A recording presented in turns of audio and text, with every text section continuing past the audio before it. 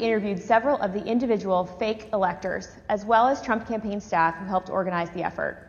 We were just, kind of useful idiots or rubes at that point. A strong part of me really feels that it's just kind of as the road continued and as that was failure, that got formulated as what do we have on the table? Let's just do it.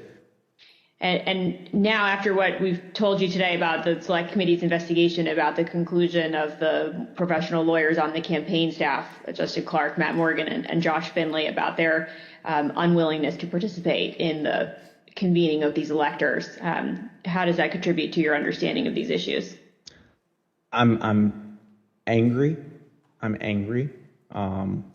Because I think in a sense, no one really cared if people were potentially putting themselves in jeopardy. Would you have not wanted to participate in this any further as well? I absolutely would not have. Had I known that the three main lawyers for the campaign that I'd spoken to in the past and were leading up were not on board. Yeah. I was told that these would only count if a court ruled in our favor. So that would have been using our electors. It would have been using our electors in ways that we weren't told about, and we wouldn't have supported. Documents obtained by the Select Committee indicate that instructions were given to the electors in several states that they needed to cast their ballots in complete secrecy. Because this scheme involved fake electors, those participating in certain states had no way to comply with state election laws, like where the electors were supposed to meet. One group of fake electors even considered hiding overnight to ensure that they could access the state capitol, as required in Michigan. Did Mr. Norton say who he was working with at all on this effort to have electors meet? He said he was working with the president's campaign.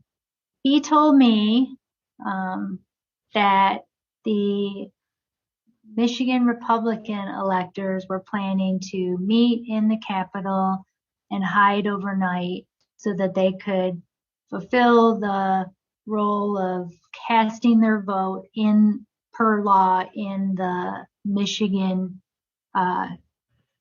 chambers. And I told him in no uncertain terms that was insane and inappropriate. In one state, the fake electors even asked for a promise that the campaign would pay their legal fees if they got sued or charged with a crime.